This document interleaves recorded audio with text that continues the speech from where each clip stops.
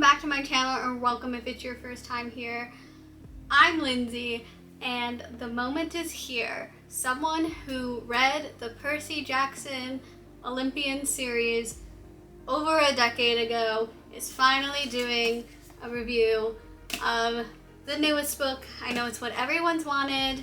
I'm sure absolutely no one has done this. I don't know. I'm just saying things. I just also want to say I might look down at my phone a few times because I have a lot of notes on here, and where I typically leave my notes is not working right now, so I have to use my phone. But I'm just gonna prop it up behind the book so you won't even know it's there. Shh, it's fine. So I'm very excited to talk about the Chalice of the Gods. I said in a previous video that I thought I read the Percy Jackson series as they were coming out. That's not true. It was when the last two came out, or maybe I said that in the previous video that I thought it was when the last one was coming out. It was around when the second to last came out is when I started reading it. I think my brother started reading them before that. He's a little bit older than me, and he is the reason why I started reading them, because he recommended them to me. It was really interesting because I believe the reason he started reading them is because his 7th grade English teacher, which is when you're about 12, 13, told him to read it. I think the whole class read it because when I was in 7th grade, the class read the first book and I had already read the whole series that was out. I'm not quite sure. I think the last book was coming out that year. So I was ahead and it was really cool because there was actually a few of us in that class that were ahead, so we got to do some like special projects, and it was really exciting because we made this whole Aphrodite cabin is that what it's called? A diagram, when you make like a miniature version of it, and it was so cute. It was what we pictured the Aphrodite cabin to look like. And we made it all pink, and we put up celebrity posters in there, and it was just so like it could function as a dollhouse if you wanted to be. So I did keep it for a very long time because that group of us, we started hanging out because we all were obsessed with Percy Jackson. So I also said this in my vlog that was pretty much the best part of middle school was the Percy Jackson and the Olympian series. Also, oh my goodness. So these are the originals,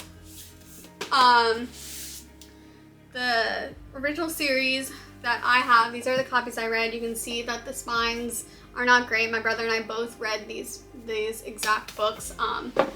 They were his, and then he gave them to me.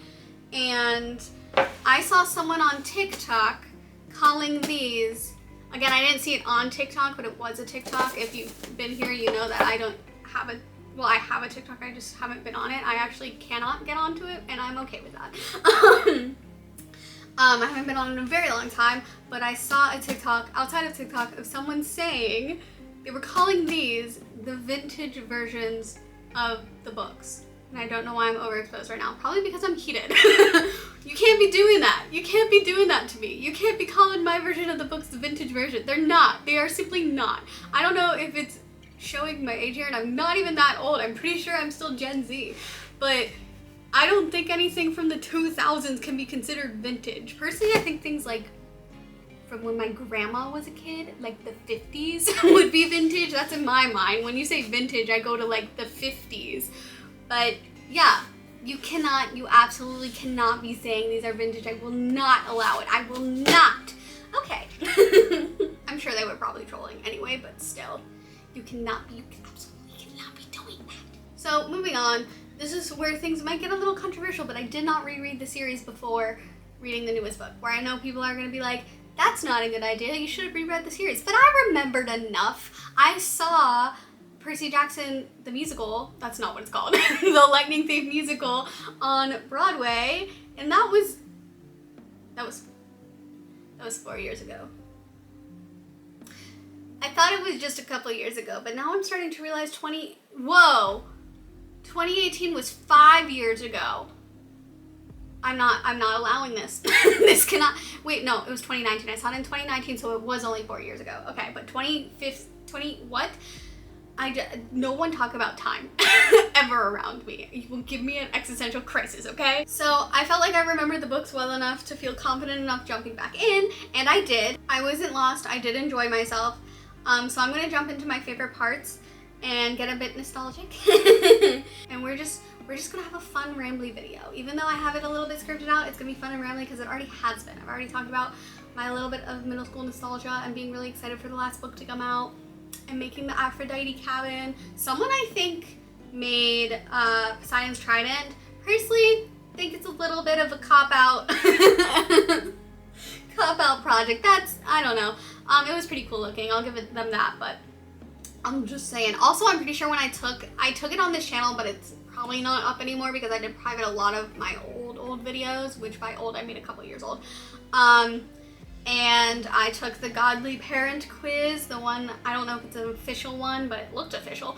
And I got Apollo, if I remember correctly. And when I was reading it over, it did make sense. I do a lot of music outside of YouTube and that kind of stuff, and it was like, okay, this kind of checks out. But I always wanted to be Aphrodite. Simply because I love love, but like, whatever. First of all, the dedication page is super cute. I'm also trying to keep this as spoiler free as possible. I meant to say that in the beginning. I might be very vague, so it's gonna keep spoilers to a minimum. I'm not gonna say what exactly happens. There are some stuff I might say a little bit of details, but it's stuff I feel like isn't spoiling much.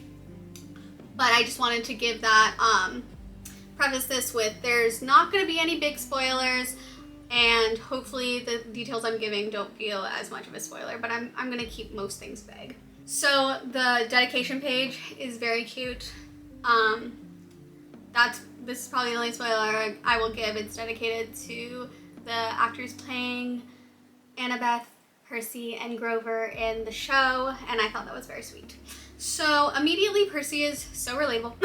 Even though he's 17, he's a 17-year-old boy, and I am a woman in her mid-20s, woman in her mid-20s. But he's so relatable with the letter. His dad should have written saying he shouldn't have to go to high school. That was what I sent me in high school. But I immediately fell back into his voice, the voice I had for him in my head when I was 11. And it just felt right. I didn't read I have a couple of the spin-offs back there. I read a couple of them, I didn't read all of them. So I didn't stay in Percy's voice for that long. I mentioned in my vlog that I posted where I talked about how I was excited to read this book. I kind of grew out of it. This is middle grade, I believe, and I was starting to get more into YA. Not that you can't enjoy middle grade when you're older, it was just, you know, I was like losing that hyperfixation. Y'all know how it is. And I ended up not finishing that series. So maybe one day I'll go back and finish it, but I was just thinking about how Rick Riordan jumped right back into that, but I know he's also been writing for, not necessarily, Percy's been minor character in the spin-offs, and I think in some of them he might not even be in them at all, but he really did just jump back into that Percy's sarcastic, dry humor, self-deprecation just really well, and I fell back into that. I also wasn't, it's so interesting to think about the difference of, I was like 11 when I was reading this and not diagnosed with ADHD, and now I'm in my mid-20s and I'm like, oh, I really relate to Percy Jackson because now I have that diagnosis. I'm realizing why he was so relatable to me. I also appreciate how Rick Riordan puts clever little references to the previous books, so that it's not just like he's recounting everything that's happened to Percy, but Percy's like, yeah, this is much better than so-and-so, whatever. So if you've been out of it for a while, I kind of refreshed my memory very well.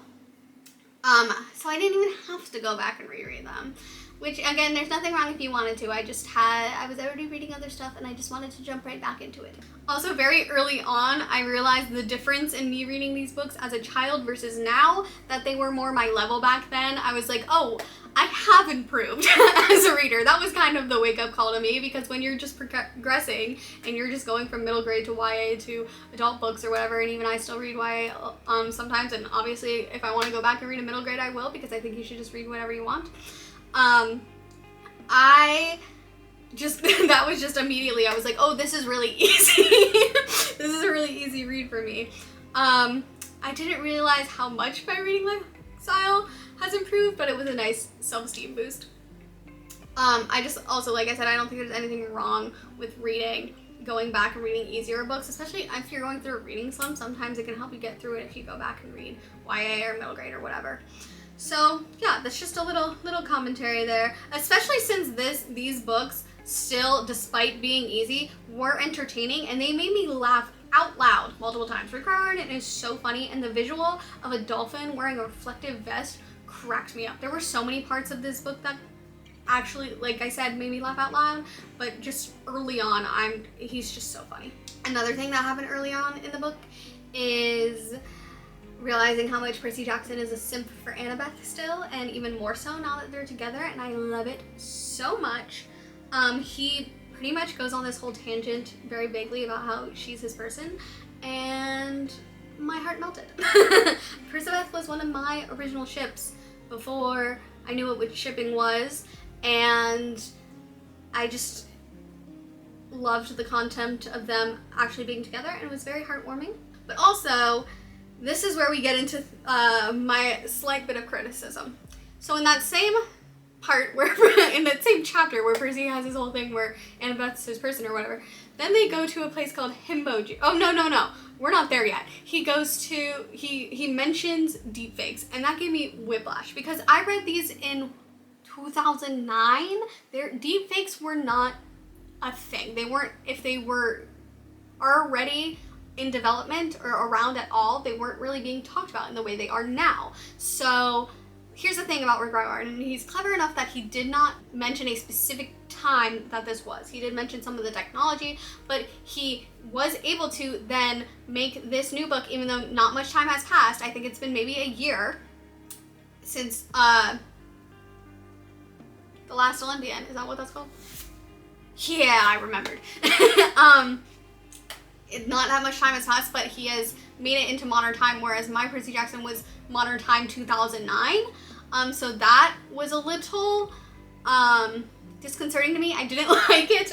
Hearing him talk about God talk is something he mentions, and then the himbo juice bit was funny. I'll let it slide because it was very funny, but it was just a bit jarring to me that it's suddenly modern and he is a Gen Z and he has this Gen Z lexicon where his lexicon should be slightly out of date. My Percy Jackson was a millennial because he was older than me. When I was 11, he was 16. So it doesn't make sense for me to now be older than him. Even though the book just came out, it just makes sense for me. Okay, it should be 2010. So that's my one. That's just a personal grievance with it. It's not a big issue. Like I said, it doesn't really change things in the world all that much because they aren't supposed to use technology anyway. It's just a little weird to me. And like I said, Rick Riordan was clever enough to not state a specific time, so he can get away with this. I just don't think he should. I just don't agree with it. But let's get back into the things that weren't upsetting to me. I didn't know I needed Percy, Annabeth, and Grover content in 2023, but I very much did. It's such an iconic trio, and now we have Perciveth being canon, but it's not like Grover is put to the side. I think something that's really important in this book is there is an emphasis on platonic love. Grover and Percy have their moments, and it's really sweet. I'm trying to say this without spoiling anything, but it's not just Annabeth's love that gets Percy through, it's also Grover's. Like, platonic love has just as much as an important, just as important as platonic love. What did I say? Platonic love is just as important as romantic love in these stories, and I think that's very, very sweet, and I really, really like that message. It also had another really heartwarming message towards the end. A couple actually, but the big quest, like the end of it, it has this, the whole thing, it's a very, very heartwarming message that I did not expect to get in a Percy Jackson book, but I loved it. So I will say, when I read the books originally, I already mentioned I hyperfixated them, and I don't think I got as much into Greek mythology as a lot of other people did when they read Percy Jackson books. I did a little bit, and I did some research on Greek mythology, and learned more than I would have had I not read these books. But I remember, and back then and even now, because I looked some things up just to double check that things were, as the story was stating, things were in Greek mythology, and that's something that I really appreciate about it, because even though it's mythology and you could deviate and say whatever you want, because there also are deviations in the story depending on what you read, everything seemed mostly accurate, and I learned more about Greek mythology and Greek gods, and that was pretty cool. Something I thought was interesting is there is a side quest in this, and I can't remember. I know that there were little trials and tribulations throughout each quest that Percy had to go through, but I don't remember him necessarily having side quests. I could be misremembering this, but I thought that was very interesting that it was kind of one bigger side quest. Slight spoiler, but I would have loved if the serpents in that side quest danced to the YMCA, because for some reason I got the visual of them doing that anyway. Judge me all you want, but that's where my brain went. So I will say, all in all, in conclusion, this story didn't enrapture me the way the Percy Jackson series did when I first read them, and that could be because I have advanced past these series. I still loved them and loved it and was entertained by it, and like I said, it made me laugh. It's definitely not like my hyperfixation now like it was back then. I will read the next one when it comes out. I probably won't make a whole other video in the way I'm doing this one. I'm sure in some vlogs or just what I read recently videos it'll come up and I'll talk about it then.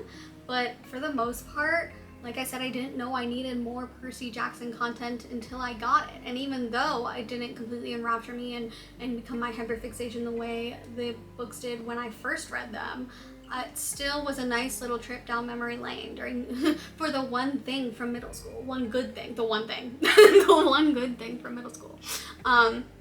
So yeah, that is really all I have to say, because I'm trying to keep this as spoiler free as possible, but overall, it was had a very sweet message, and I did enjoy it. So if you like this video, if you like reading, fantasy books are what I mainly read, but I read all different kinds of books, and I have content planned that are all different genres. So like this video if you like this video, and subscribe for more book content. And I make shorts throughout the week, and I'll have 1 to 2 long videos during I don't know why I'm having such a hard time talking right now. I do 1 to 2 long videos during the week. So subscribe for that, and I will see you soon. Bye!